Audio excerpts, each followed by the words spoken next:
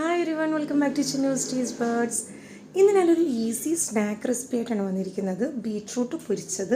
അപ്പോൾ എങ്ങനെയാണ് നല്ല ടേസ്റ്റി ആയിട്ടുള്ളതും നല്ല ക്രിസ്പി ആയിട്ടുള്ള ബീട്രൂട്ട് പൊരിച്ചത് തയ്യാറാക്കുന്നത് നോക്കാം.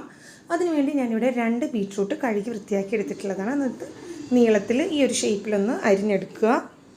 അതിനെ ഒരു ബൗളിലേക്ക് ഇട്ട് കൊടുക്കാം. ഇനി ഇതിലേക്ക് ആവശ്യത്തിനുള്ള ഉപ്പ് ചേർത്ത് കൊടുക്കാം. ഞാനിവിടെ ഒരു 1/4 ടീസ്പൂണോളം ഉപ്പ് ചേർത്തിട്ടുണ്ട്. പിന്നെ 1/4 ടീസ്പൂൺ മഞ്ഞൾപ്പൊടി ചേർത്ത് കൊടുക്കാം. പിന്നെ എരിവിന് ആവശ്യത്തിനുള്ള മുളക് പൊടി, കുട്ടികൾക്കൊക്കെ ആണെങ്കിൽ അധികം എരിവ് ആഡ് ചെയ്യേണ്ട ആവശ്യമില്ല. ഞാനിവിടെ ഒരു 1/2 ടീസ്പൂണോളം മുളക് പൊടി ചേർത്തിട്ടുണ്ട്. പിന്നെ 1/2 ടീസ്പൂൺ ഗരം മസാല പൗഡർ, പിന്നെ അതിലേക്ക് 1 ടീസ്പൂൺ സാമ്പാർ പൊടി ചേർത്ത് കൊടുക്കാം. നമ്മൾ സാമ്പാറൊക്കെ വെക്കുന്ന സാമ്പാർ പൗഡർ ഇതിലേക്ക് ആഡ് ചെയ്ത് കൊടുക്കാം. പിന്നെ 1 കപ്പ് കടലമാവ്, 1 ടേബിൾ സ്പൂൺ അരിപ്പൊടി, നല്ല ക്രിസ്പി ആയിട്ടിരിക്കാൻ വേണ്ടിയാണ് അരിപ്പൊടിയും കൂടി ഇതിലേക്ക് ചേർക്കുന്നത്. ഇത് നന്നായിട്ടൊന്ന് മിക്സ് ചെയ്ത് കൊടുക്കാം. അപ്പോൾ നനവിന് വേണ്ടി ഒരു അല്പം വെള്ളം കൂടി ഇതിലേക്ക് ആഡ് ചെയ്ത് കൊടുക്കാം. ഞാനിവിടെ ഒരു 1/4 കപ്പോളം വെള്ളം ചേർക്കുന്നുണ്ട്. അപ്പോൾ 1/4 കപ്പ് വെള്ളവും കൂടെ ചേർത്ത് ഇത് നന്നായിട്ടൊന്ന് മിക്സ് ചെയ്തെടുക്കുക. വെള്ളം ഒരുപാട് അധികം ആവാതിരിക്കാൻ ശ്രദ്ധിക്കുക. ഞാനിവിടെ ഒരു 1/4 കപ്പ് ആഡ് ചെയ്തിട്ടുള്ളൂ. ഇത് ജസ്റ്റ് ഈ ബീട്രൂട്ട് ഈ മാവിലൊന്ന് കോട്ട് ചെയ്ത് നിൽക്കണം, അത്രയും മതി.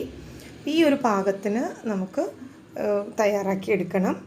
ഇത് നമുക്ക് ഫ്രൈ ചെയ്തെടുക്കാം. വളരെ സിമ്പിളായിട്ടുള്ള റെസിപ്പിയാണിത്.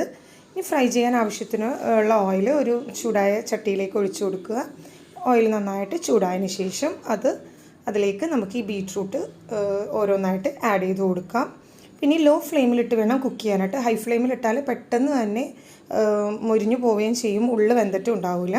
അപ്പോൾ നല്ല ഹൈ ഫ്ലെയിമിൽ എണ്ണ ചൂടായതിന് ശേഷം പിന്നീട് നമ്മൾ ബീട്രൂട്ട് ആഡ് ചെയ്തതിന് ശേഷം പിന്നെ ലോ ഫ്ലെയിമിലിട്ട് വേണം കുക്ക് ചെയ്യാനായിട്ട്. ഇതിന് 2 സൈഡും നന്നായിട്ട് ഫ്രൈ ചെയ്തെടുക്കാം. അപ്പോൾ ഇതിനെ ബീട്രൂട്ട് ബജ്ജിയെന്നോ അല്ലെങ്കിൽ ബീട്രൂട്ട് പൊരിച്ചതെന്നോ എന്ത് വേണമെങ്കിലും വിളിക്കാവുന്നതാണ്.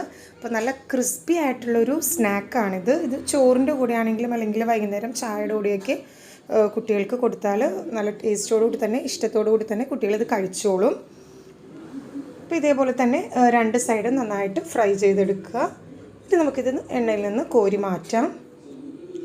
അപ്പോൾ നമ്മുടെ ബീട്രൂട്ട് ഫ്രൈ തയ്യാറായിട്ടുണ്ട്. പിന്നെ ഇതെല്ലാം കോരി മാറ്റിയതിന് ശേഷം ബാക്കിയുള്ളതും നമുക്ക് ഇതേപോലെ തന്നെ തയ്യാറാക്കിയെടുക്കാം.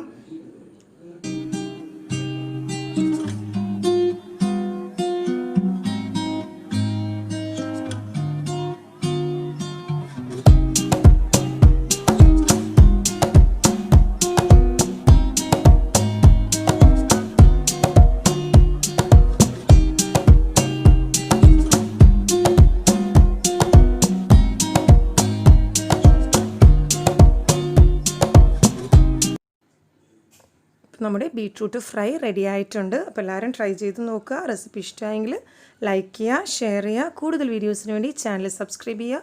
Thanks for watching my channel.